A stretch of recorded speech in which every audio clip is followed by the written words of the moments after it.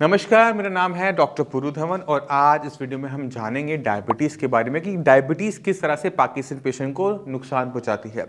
अक्सर हम देखते हैं कि जैसे जैसे हमारी उम्र बढ़ती है तो उम्र के साथ होने वाली बीमारियां भी आनी शुरू हो जाती है, जैसे डायबिटीज़ है, जैसे पार्किंसन है। बट अगर किसी पेशेंट में ये दोनों बीमारियां साथ साथ हो रही हैं तो उसकी बॉडी में ऐसा क्या बदलाव होगा जिससे हमें काम करने की ज़रूरत है। तो हम शुरुआत करते हैं सबसे पहले डायबिटीज़ को समझने से कि डायबिटीज़ में हमारी बॉडी में चल क्या रहा होता है। किसी को भी हम डायबिटिक तब बोलते हैं जब बॉडी के अंदर शुगर को कंट्रोल करने का मैकेनिज्म खराब हो जाता है। वो किसी भी कारण से हो सकता है कि आपका बॉडी वेट ज्यादा हो या बॉडी में इंसुलिन कम बन रहा हो, कोई भी रीजन हो, बट हमारा जो शुगर का कंट्रोलिंग मैकेनिज्म है वो खराब हो गया। जब बॉडी में शुगर ज्यादा है तो ब्लड जब हमारी पूरी बॉडी में सर्कुलेट कर रहा है तो उसके अंदर जो ग्लूकोज ज्यादा है वो हमारे हर एक टिश्यू, हर एक सेल को नुकसान पहुंचाता है, हर एक ऑर्गन को नुकसान पहुंचाता है, चाहे वो हमारा ब्रेन क्यों ना, चाहे वो हमारा लंग्स क्यों ना, हार्ट क्यों ना, लीवर क्यों ना, सबको नुकसान पहुंचाता है। इसी वजह से जितने भी पेशेंट डायबिटिक होते हैं उनके अंदर हम एक कॉमन चीज देख रहे होते हैं कि उनकी बॉडी में जो एजिंग प्रोसेस है वो किसी और नॉन डायबिटिक पेशेंट के कंपैरेटिव में वो फास्ट हो रही होती है। मान लो कि किसी पेशेंट को 15 साल से डायबिटीज है और एक इंसान है जिसकी उम्र 60 साल है, दूसरी की भी 60 साल है, बट एक 15 साल से डायबिटिक पेशेंट है, तो आप देखोगे जो 60 में डायबिटिक पेशेंट होता है उसकी उम्र बहुत ज़्यादा लग रही होती है, वो 70s 80s में लग रहा होता है। उसके पीछे रीज़न क्या होता है कि बॉडी में जो मैकेनिज्म होता है रिपेयर का वो प्रॉपर तरीके से नहीं हो पा रहा होता। बॉडी अपने टिश्यूज़ को दोबारा से हेल्दी नहीं कर पा रही होती है, बॉडी डे बाय डे जल्दी जल्दी वीक हो रही होती है। इसको आप अपने आसपास अपनी फैमिलीज में भी नोटिस करना चाहोगे, वो भी आपको देखने को मिल जाएगा। जैसे आपके मासी या मामा हो गए, दोनों सेम ऑलमोस्ट सेम दो एज के होते हैं, अक्सर 2-3 साल का फर्क होता है। जो छोटे हैं अगर वो डायबिटिक हैं तो आपको एज में बड़े नजर आते हैं, आपको लगता है कि इनकी एज बड़ी है। वो पीछे रीजन क्या होता है? डायबिटीज। अब जो किसी को डायबिटीज है उसका असर हमारे ब्रेन पे क्या पड़ रहा है वो भी इंपॉर्टेंट है, क्योंकि पार्किंसन जो है वो ब्रेन की प्रॉब्लम है। ब्रेन में जो हमारे सेल्स हैं वो डोपामिन नहीं बना पा रहे, ब्रेन का मसल से कोऑर्डिनेशन जा रहा है। तो अगर डायबिटीज का हमारे ब्रेन पे असर पड़ता है तो पार्किंसन की कंडीशन तेजी से बढ़ती है, क्योंकि सेल्स को दिक्कत होती है, ब्रेन के सेल्स को दिक्कत होती है अपने आप को रिपेयर करने में। तो अगर किसी पेशेंट में हमें पार्किंसन और डायबिटीज दोनों साथ साथ देखने को मिल जाए तो हमें डायबिटीज को भी हर कीमत में कंट्रोल करना पड़ता है। नॉर्मल जो शुगर के लेवल्स होते हैं वो फास्टिंग में होते हैं 80, खाना खाने के बाद वो 180 तक चली जाती है। बट आपने कोशिश ये करना है कि आपकी फास्टिंग हो, पीपी हो, चाहे वो रैंडम शुगर हो, वो 180 को क्रॉस ना करें, 200 को बिल्कुल भी क्रॉस ना करें, क्योंकि जब शुगर इस लेवल से ऊपर जाती है तब जाकर वो मेजर नुकसान पहुंचाना शुरू करती है आपके किसी भी ऑर्गन को, चाहे वो आपकी किडनीज हो, चाहे आपका लीवर हो, चाहे आपकी आईज हो, चाहे आपकी वो नर्व्स हो। वो तब नुकसान पहुंचाएगी जब उसका लेवल 200 को क्रॉस करते रहता है। यानी दिन में देखते हैं कि हम चेक करते हैं शुगर आदि 250 आ रही है, शुगर टेस्ट करते हैं आदि 300 आ रही है, 350 आ रही है, हम मेडिसिन खाते कंट्रोल में आ जाती है, बट वो 300 350 पहुंच जाती है। ऐसे केसेस के अंदर हम देखते हैं कि नुकसान ज्यादा होता है। तो अब हमने करना क्या है, अपनी शुगर लेवल्स को 180 पे कोशिश करो कि 180 से नीचे नीचे रहे, हद से 200 चली जाए, इससे ऊपर किसी भी कीमत पे ना जाए। अगर हम ऐसा कर लेते हैं तो शुगर की वजह से हमारे ब्रेन के सेल को नुकसान कम होगा, हमारी जो पार्किंसन की कंडीशन है वो सीवियर कंडीशन में नहीं जाएगी, वो कंट्रोल में बनी रहेगी। और वहां पर कोई भी आप मेडिसिन करते हो तो उसका कोई रिस्पॉन्स भी देखने को मिलेगा, क्योंकि जब भी हम किसी बॉडी में किसी भी ऑर्गन को ठीक करना चाहते हैं तो हमें उसके अंदर जो नुकसान हो रहा होता है उसे रोकना पड़ता है। अब दोनों काम साथ साथ नहीं हो सकते कि शुगर की वजह से नुकसान भी हो रहा है, हम मेडिसिन से ठीक भी करना चाहते हैं, ये दोनों काम साथ साथ कैसे होंगे? तो हमें क्या करना पड़ता है, पहले नुकसान को होल्ड करना पड़ता है कि हम जो भी करें वो परमानेंट रहे, वो खराब ना हो रोज रोज। तो अब जब हम डायबिटीज को कंट्रोल में कर लेते हैं, सिर्फ पार्किंसन पे अपना फोकस करते हैं, तो पार्किंसन में हमें रिजल्ट्स देखने को मिलते हैं, जैसे आप अब देखो। हेलो एवरीवन, आज हम मिलवाएंगे अपने एक पेशेंट जया शंकर जी से जो चेन्नई में रहते हैं।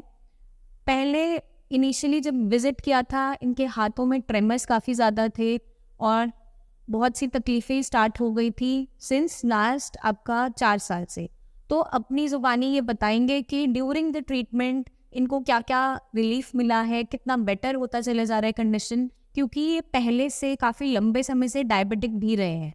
तो उस कारण से भी हमारे बॉडी में जो ट्रेमर्स आ रहे हैं वो इनिशिएट हो गए थे, क्योंकि जो डायग्नोसिस था इनका पार्किंसन डायग्नोस किया गया था और इनकी एज अभी 41 है। कोई भी जेनेटिक हिस्ट्री नहीं है, कोई भी फैमिली हिस्ट्री नहीं था, बट ये कंडीशन क्रिएट हुआ कोविड के टाइम से, इन्हें ये परेशानी स्टार्ट हो गई। तो आइए जानते हैं इन्हीं की जुबानी के क्या कंडीशन थी इनिशियली बिफोर ट्रीटमेंट और अब ट्रीटमेंट लेने के बाद कितना बेटर फील कर रहे हैं, क्या क्या चेंजेस हैं। Hi viewers, actually I'm from Chennai. I have searched in website and I've met lot of doctors and I have not got any result with any of the doctors like this. I approached Sriyas 4 to 5 months back, and through online consultation, and I have got the medicines. And at the initial stage, I was afraid of to make the payments and to get the medicines.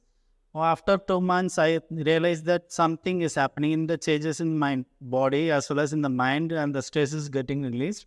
So immediately I thought of visiting the hospital, and this is the second time I'm visiting in last 6 months.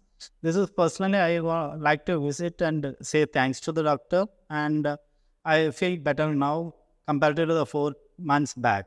After the depression, the 4 months back, due to the trauma, I felt as though my life is gone, and now I regenerated, and I'm feeling better now.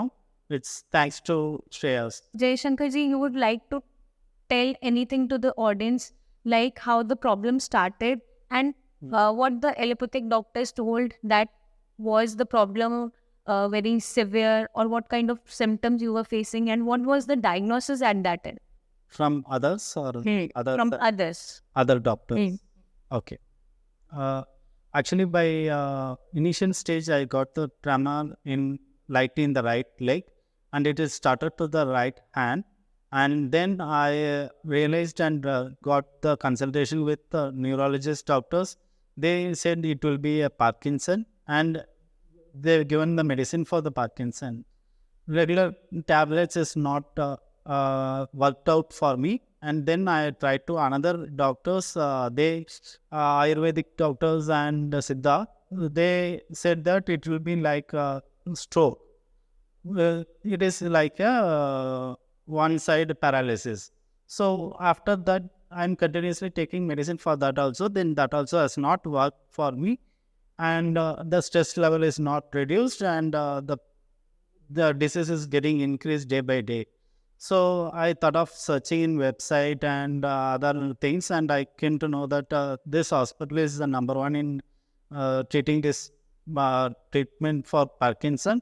And then I approached through online, and they have taken me in the WhatsApp call and consulted me and explained about what is the issue and what will be the root cause, and they diagnosed and they given the medicine for first time. And after that, I got the videos for exercise, continuous what to do daily basis, and every week I used to get the consultation call from the hospital to check about whether I am taking the medicine or what is the status of the improvement or anything is progressive. The such consultation has been taken care by this doctors.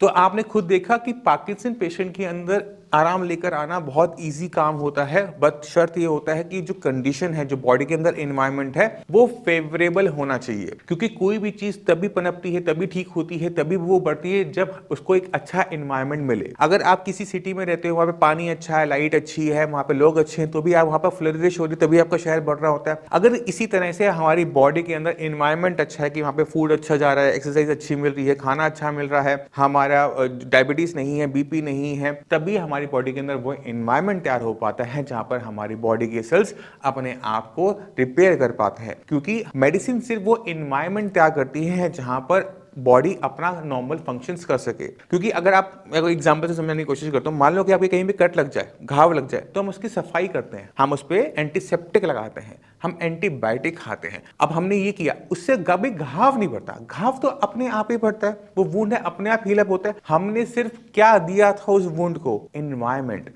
इसलिए environment body में बहुत जरूरी होता है कि हम उसे environment क्या दे रहे हैं। तो इस चीज को समझने की कोशिश कीजिएगा। फिर भी माइंड में कोई डाउट रह जाए, कुछ भी पूछना हो, मैं अवेलेबल हूँ, डॉक्टर्स की पूरी टीम अवेलेबल है, आप उनसे भी बात कर सकते हैं, मुझसे भी आकर मिल सकते हैं। अब इसी के साथ आप सभी से मैं चलने की आज्ञा चाहूंगा। मिलते हैं अगली वीडियो में, तब तक के लिए नमस्कार।